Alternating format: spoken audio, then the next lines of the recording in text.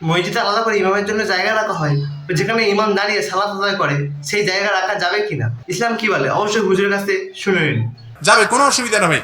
আমাদের নবী করিম সাল্লাল্লাহু আলাইহি ওয়াসাল্লামের জন্য মসজিদের মেহরাব ছিল, মিম্বর ছিল। তার মিম্বরে তিনি খুতবা দিতেন।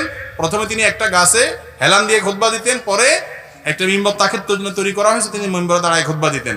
তার মিম্বরে তিনি খুতবা দিতেন এবং মেহরাবে তিনি দাঁড়াতেন। অতএব ইমামের জন্য মেহরাবে আলাদা জায়গা না থাকলে ইমাম কি করবে? ইমামের সাথে অন্যরা দাঁড়াবে। অন্যরা দাঁড়ালে জায়েজ আছে, কিন্তু ইমামের জন্য আলাদা জায়গায় রাখা, তাকে সামনে রাখা এবং আলাদা মিম্বর থাকাটাই হলো সুন্নাহ, কোনো অসুবিধা নেই।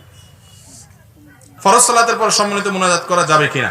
ফরজ সালাতের পর আমাদের প্রিয় নবী সাল্লাল্লাহু আলাইহি সাল্লামের সুন্নাহ হলো তিনি সালাতের পরে ইস্তিগফার পড়তেন 3 বার, আস্তাগফিরুল্লাহ আস্তাগফিরুল্লাহ আস্তাগফিরুল্লাহ। বুখারীর এক বর্ণনা দ্বারা আব্দুল্লাহ ইবনে আব্বাস থেকে তাকবীর পড়তেন, আল্লাহু আকবার, আস্তাগফিরুল্লাহ আস্তাগফিরুল্লাহ আস্তাগফিরুল্লাহ।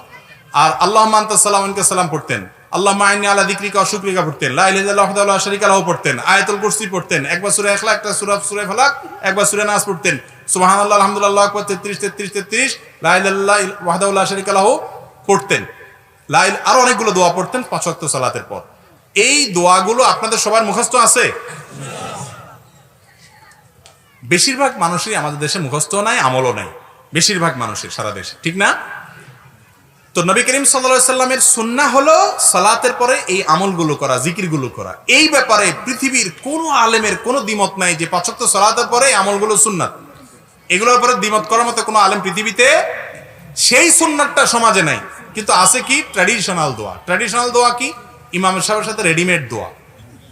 ইমাম সাহেব হাত তুলছে, সবাই হাত তুলছে, ইমাম সাহেব ছেড়ে দিয়েছে, সবাই ছেড়ে দিয়েছে। কি চাইছে ইমাম সাহেব আল্লাহ জানে, কি চাইছেন আপনি তাও আল্লাহ জানে।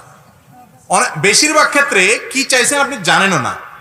হাত তোলা লাগে তুলছেন, নামানো লাগে নামাইছেন। এই জন্য ইমাম সাহেব হাত তুলছে, একজন হয়তো জিকির আজকার করতেছে, পাশ থেকে এরকম কোনো দিয়া গুতা মারে, মানে হাত উঠাও তুমি বসে আছো কেন? আবার ইমাম সাহেব হয়তো তার চাওয়া শেষ, 2-4টা জিনিস চাওয়ার ছিল, আজকের দিনকার ভালো বেচারা, বেশি কিছু চাওয়ার নাই, সে হাতটা নামাই ফেলছে। আপনার হয়তো মনে অনেক দুঃখ বেদনা আছে, আল্লাহ আমার পেটে ব্যথা, অমুক টমুক, আপনি দোয়া আরো করতেছেন, তাও আবার পেছন থেকে গুতায় ইমাম সাহেব নামাইছে, তো আপনি দেরি করতেছেন কেন? এই রোগটা আমাদের মধ্যে আছে না নাই?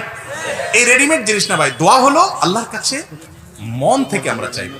আল্লাহ তাআলা আমাদের সবাইকে তৌফিক দান করুন। এরকম ভিডিও পেতে অবশ্যই চ্যানেলটা সাবস্ক্রাইব করে পাশে থাকবেন। ভালো থাকুন, সুস্থ থাকুন। আসসালামু আলাইকুম।